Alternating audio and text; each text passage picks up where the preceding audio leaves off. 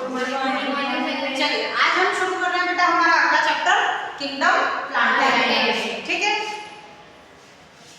RS. व्हिटकर में 5 kingdom बनाए थे, 3 पढ़ चुके हैं हम। ठीक है, अब जो प्लांट किंगडम है बेटा उसको फिर से 5 पार्ट में डिवाइड किया गया है। ठीक, वो नेचुरल और आर्टिफिशियल क्लासिफिकेशन और वो बहुत सारी चीजें हैं, वो समझेंगे। पहले हम ये देखते हैं कि किन 5 पार्ट्स में डिवाइड किया गया है। ठीक, 5 पार्ट्स में डिवाइड किया गया है प्लांट किंगडम को। सबसे पहला जो समूह है बेटा, ग्रुप है, वो है एल्गी। ठीक है, क्या है? एल्गी। और ये है बेटा सबसे स्मॉलेस्ट प्लांट। ठीक है, क्या है ये? Smallest plant of the world. ठीक, इसके पहले हमने बैक्टीरिया भी पढ़े थे, कुछ ऑटोट्रॉफ्स थे, और उसके बाद हमने प्रोटिस्ट भी पढ़े, वो भी ऑटोट्रॉफ थे। तो किंगडम प्लांटी में भी सारे ऑर्गेनिज्म कौन है? जो कि सारे क्या हैं? ऑटोट्रॉफ्स हैं और मल्टी सेल्युलर हैं। ठीक, तो पहला ग्रुप है एल्गी। एल्गी क्या है? Smallest plant. और सारे के सारे कैसे बेटा? एक्वेटिक। कंप्लीटली क्या होंगे? एक्वेटिक, सारे के सारे जलीय होंगे। ठीक है, दूसरा ग्रुप होता है बेटा ब्रायोफाइटा। क्या है? ब्रायोफाइटा। ये एल्गी से थोड़े से बड़े होते हैं, कंप्लीटली एक्वेटिक नहीं है, मतलब पूरी तरीके से पानी में नहीं रहते, पर इनको रिप्रोडक्शन करने के लिए पानी की जरूरत होती है। ये लैंड पर रह तो सकते हैं, जमीन पर रह तो सकते हैं, पर इनको रिप्रोडक्शन करने के लिए, सेक्सुअल रिप्रोडक्शन परफॉर्म करने के लिए पानी की आवश्यकता होती है। और इसी कारण ब्रायोफाइट्स को बेटा एक और नाम दिया गया है। क्या नाम दिया गया है? Amphibians of plant kingdom. Amphibians of plant kingdom. उभयचर। उभयचर किसको बोलते हैं? जो जमीन और पानी दोनों पर रह सकते हैं उनको बोलते हैं उभयचर। तो वैसे ही ये प्लांट जो है वो जमीन पर भी रह सकते हैं, बिना पानी के भी रह सकते हैं, पर रिप्रोडक्शन करने के लिए पानी की आवश्यकता है, इसलिए इनको बोल दिया गया है एम्फीबियंस ऑफ प्लांट किंगडम। ठीक है, तीसरा किंगडम है बेटा टेरिडोफाइटा। क्या है? टेरिडोफाइटा। टेरिडोफाइटा का जो साइज है वो ब्रायोफाइट से डेफिनेट थोड़ा बड़ा होता है, अच्छे खासे बड़े ये पौधे होते हैं। और शेडी एरियाज में, मैंने अभी आपको इमेज दिखाई है, शेडी एरियाज में ये प्लांट आराम से दिखता भी है। इसका बहुत अच्छा एक एग्जांपल है जिसको हम लगाते भी हैं हमारे घरों में, जिसको बोलते हैं फर्न। ठीक है, ये फर्न आपको चट्टानों पर, पहाड़ों पर, पेड़ पौधों के नीचे आराम से देखने को मिलता है। ठीक है, ये पौधे कैसे बेटा? थोड़े से साइज में बड़े। ठीक, यहां से वस्कुलर टिश्यू बनना शुरू हुआ है। क्या हुआ है? वस्कुलर टिश्यू बनना शुरू हुआ। ये पौधे तो जमीन से बहुत छोटे छोटे से लगे हुए हैं, तो पानी बहुत ऊपर तक नहीं पहुंचा, तो यहाँ पर वस्कुलर टिश्यू की कोई आवश्यकता नहीं है। पर अब ये जो पौधे हैं बेटा टेरिडोफाइट, इनका साइज क्या हुआ है? बढ़ गया, बड़े हो गए, तो पानी ऊपर पहुंचाना पड़ेगा ना पत्तियों तक, इसलिए यहाँ पर वस्कुलर टिश्यू बनने लगे हैं, पर अभी इतने कॉम्प्लेक्स नहीं बने। आगे जब पूरा पढ़ेंगे तब वो समझेंगे इसको हम। ठीक, अगला ग्रुप बेटा होता है जिम्नोस्पर्म। क्या होता है? जिम्नोस्पर्म। अब जिम्नोस्पर्म क्या है? जिम्नो का मतलब होता है बेटा नेकेड या ओपन। ठीक है, और स्पर्म का मतलब होता है बेटा सीड। ठीक है, ऐसे प्लांट्स जो कि सीड तो प्रोड्यूस करते हैं, देखो अभी तक यहाँ तक कोई प्लांट सीड नहीं बनाता, स्पोर के थ्रू रिप्रोडक्शन करते हैं। सीड का निर्माण यहाँ पर पहली बार होगा। टेरिडोफाइट में एम्ब्रियो बनता है पर सीड नहीं बनता। जिम्नोस्पर्म में सीड बनता है, पर कैसे बनते हैं? Open seed. कैसे बनते हैं? Open seed. ओपन सीड मतलब बाहर बनते हैं। बाहर कहाँ? मतलब फल के बाहर बनते हैं। फल के बाहर नहीं, फल बन ही नहीं रहे।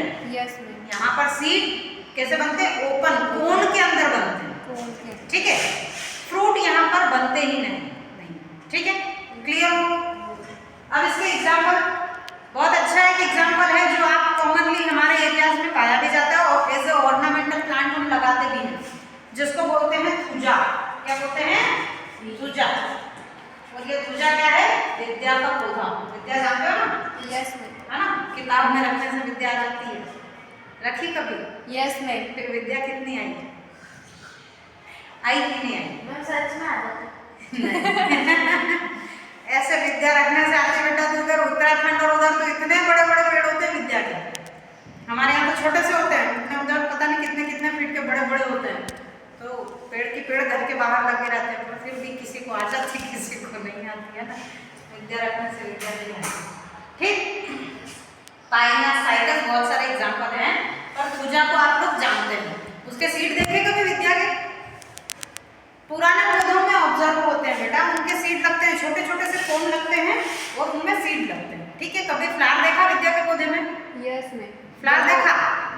नो मैम नहीं देखा। हाँ, विद्या के पौधे में फ्लावर नहीं लगते हैं, सीधे कोन लगते हैं और कोन में सीड लगते हैं।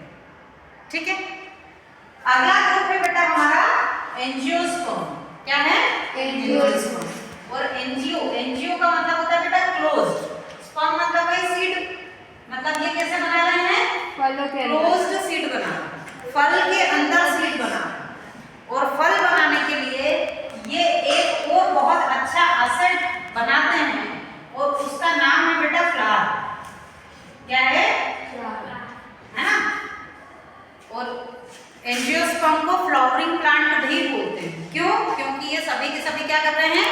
फ्लावर्स प्रोड्यूस करते हैं और उन फ्लावर्स के द्वारा ये रिप्रोडक्शन करते हैं और फिर रिप्रोडक्शन करने के बाद फ्लावर की जो ओवरी है वो फ्रूट में कन्वर्ट हो जाती है और सीड उस फ्रूट के अंदर बंद रहती है।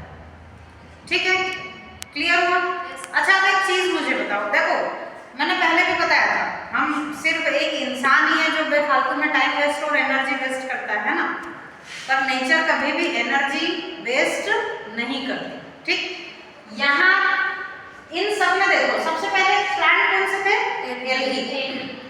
कुछ ना कुछ नुकसान हो रहा होगा, तभी उसने आगे फिर इवोल्यूशन किया, अपने अंदर मॉडिफिकेशन किए, नए प्लांट बनाए। यहाँ पे कुछ कमी रह गई, उसने और नया डेवलपमेंट किया और इवोल्यूशन किया और नए प्लांट बनाए। फिर जिम्नोस्पर्म बहुत बड़े बड़े प्लांट होते हैं, बहुत मजबूत प्लांट होते हैं। पुराने समय में जो राजा महाराजा वगैरह इनके महल रहते थे, तो वहाँ जो लकड़ी का काम होता था वो जिम्नोस्पर्म की लकड़ी से होता था, है ना? देवदार, सिड्रस देवदार एक बहुत मजबूत पेड़ है जिससे बहुत बढ़िया फर्नीचर बनता है, सबसे स्ट्रॉन्गेस्ट फर्नीचर बनता है। इतना मजबूत, इतने बड़े पेड़ है, पर फिर भी कोई ना कोई नेचर को और लगा कि कुछ कमी है, तो फिर उसने आगे फिर डेवलपमेंट किया और फिर एंजियोस्पर्म बना। ठीक है, एल्गी में देखो, एल्गी में क्या था?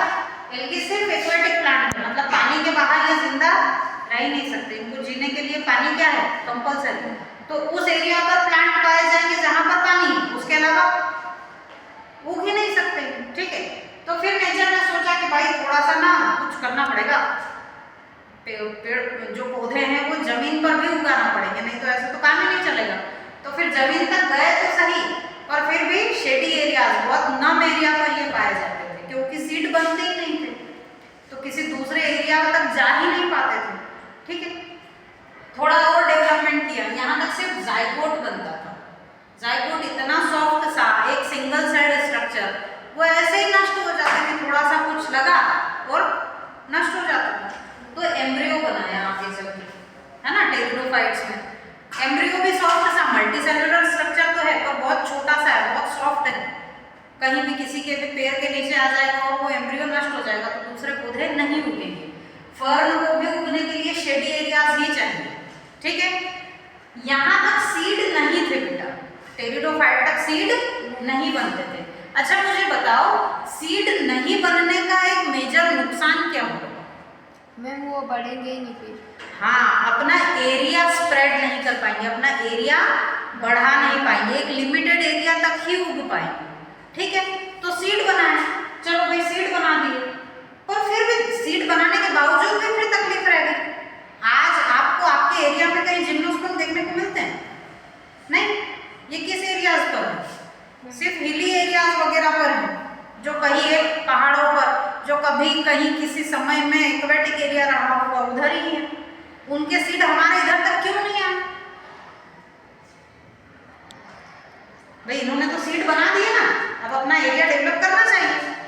क्यों नहीं करते? आप बीज को क्यों खाओगे? Yes mummy. बीज खाओगे? नो। क्या खाओगे आप? फल खाओगे ना? तो वैसे ही जो दूसरे एनिमल हैं, जो पक्षी वगैरह हैं, वो फल खाएंगे, ठीक है। और यहाँ तो फल है ही नहीं, तो बीज क्यों खाएंगे? बीज तो डाइजेस्ट ही नहीं हो रहा। बहुत रेयरली कुछ बीज वैसे होते होंगे जिनको खाते हैं, डाइजेस्ट कर पाते हैं, पर कई सारे बीज तो ऐसे हैं जो डाइजेस्ट होते ही नहीं। तो नेचर ने फिर क्या किया? फ्रूट्स बनाए। पहले फ्लावर बनाए और फ्लावर की ओवरी से फ्रूट बनाए, ताकि एनिमल्स उस फ्रूट के लालच में उस फ्रूट को खाए, साथ में वो सीड भी क्या करे? खा जाए। तो जब सीड खाएंगे और पक्षी जब वो खाएंगे, जैसे मान लो नीम की निम्बोली खाते हैं, है ना, पक्षी खाते हैं निम्बोली, और कहीं और जाके क्या करते हैं? बीट करते हैं। तो नीम क्या होता है? एक जगह से दूसरी जगह पर अपने आप उग गए, ठीक है। तो सीड ड्वेलिंग का, सीड डिस्पर्शन का एक बहुत अच्छा तरीका हो सकता है फ्रूट फॉर्मेशन। इसलिए नेचर ने क्या किए? फिर एंजियोस्पर्म प्लांट बनाए। क्यों? क्योंकि जिम्नोस्पर्म का एरिया बहुत लिमिटेड था, ठीक है। इसलिए नेचर ने क्या किया? फ्रूट्स बनाए, और ऐसे प्लांट्स जो कि फ्रूट बनाते हैं उनको क्या बोलेंगे बेटा? एंजियोस्पर्म, ठीक है। क्लियर हुआ? समझ में आया?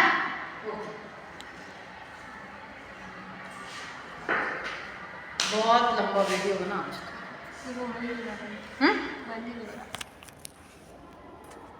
11 कितनी मिनट की बन गई?